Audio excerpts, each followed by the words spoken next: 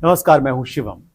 उधर अमेरिका में मोदी जी का एक वीडियो वायरल हो गया जहां पर उन्होंने अदानी से जुड़े एक सवाल को व्यक्तिगत करार दिया। Thank you, Mr. President. Can I ask whether you discussed at all today the case of Gautam Adani, who's one of the wealthiest men in Asia and perceived as an ally of Prime Minister Modi? Prime Minister Modi, have you asked the President to take action on that case? Thank you. पहली बात है, भारत एक लोकतांत्रिक देश है और हमारे संस्कार, हमारी संस्कृति वसुधैव कुटुंबकम की हैं।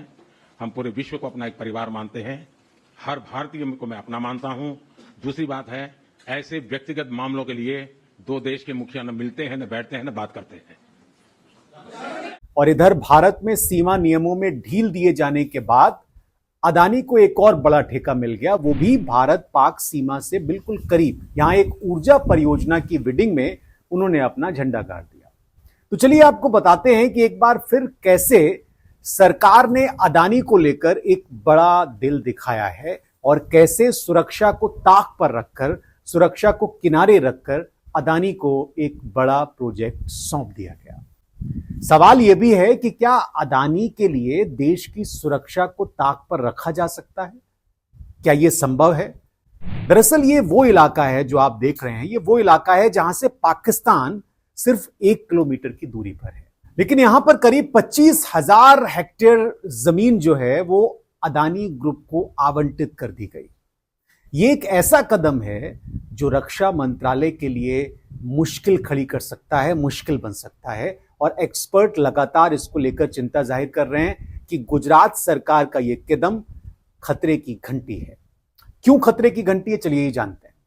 अप्रैल 2023 में रक्षा मंत्रालय के अधिकारियों ने दिल्ली में एक बैठक बुलाई थी। बड़ी महत्वपूर्ण बैठक थी ये, और इस बैठक में भारतीय सेना, नवीकरणीय ऊर्जा मंत्रालय और गुजरात सरकार के अधिकारी शामिल हुए थे। इन सभी ने इस बैठक में हिस्सा लिया और गुजरात के कच्छ क्षेत्र में भारतीय सौर ऊर्जा निगम की परियोजना के रास्ते में आने वाले रक्षा प्रतिबंधों पर चर्चा की गई।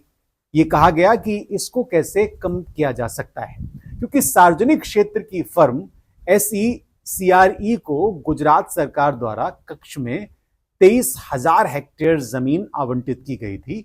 यहां पर नवीकरणीय ऊर्जा का प्रोजेक्ट लगना था। यह एक नवीकरणीय ऊर्जा पार्क के हिस्से के रूप में जमीन आवंटित की गई थी इस कंपनी को। और राज्य सरकार ने यह दावा किया था कि ये जो प्रोजेक्ट है ये दुनिया में अपनी तरह का सबसे बड़ा प्रोजेक्ट होगा। इसमें लगभग सिंगापुर जितना बड़ा क्षेत्र शामिल है, यानी एक देश के बराबर। लेकिन इसमें एक बाधा थी, और वो बाधा ये थी कि SECRE को आवंटित जो जमीन थी वो पाकिस्तान और भारत के बॉर्डर के बिल्कुल करीब थी, यानी 1 किलोमीटर के दायरे में। जैसा कि फर्म ने गुजरात सरकार को लिखे एक पत्र में जिक्र किया था। उसने बताया था कि यह प्रॉब्लम है। मौजूदा रक्षा प्रतिबंधों को देखें तो उनके मतलब ये होते हैं कि वो केवल जमीन पर पवन टरबाइन का निर्माण, यानी विंड टरबाइन का निर्माण कर सकती थी, कोई सोलर पैनल नहीं लगा सकते थे। अप्रैल में जो बैठक हुई इसमें SECRE अधिकारियों ने भी हिस्सा लिया था, और इसके बाद रक्षा मंत्रालय ने प्रतिबंधों में ढील देने पर सहमति व्यक्त कर दी थी। कहा कि भाई ठीक है, सीमा से 1 किलोमीटर की दूरी पर आप पवन टरबाइन लगा सकते हैं और 2 किलोमीटर की दूरी पर आप सौर पैनल का निर्माण कर सकते हैं, इसकी अनुमति आपको दी जाती है।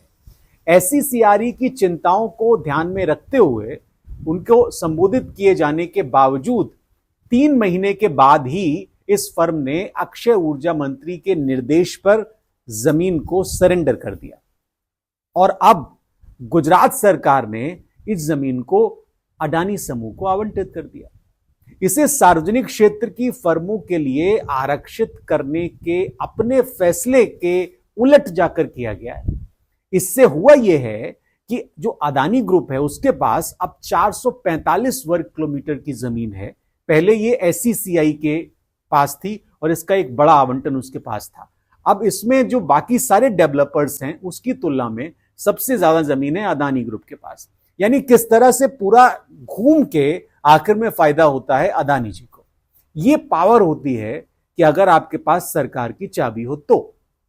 फिलहाल इस कार्यक्रम में इतना ही। आप जरूर बताइए कि इस तरह के जो छोटे छोटे डेवलपमेंट होते हैं क्या आपको पता चलते हैं, कोई आपको बताता है? बड़ा मुश्किल है क्योंकि खबरें बाहर ही नहीं आ पाती और अंदर खाने बड़े बड़े खेल हो जाते हैं।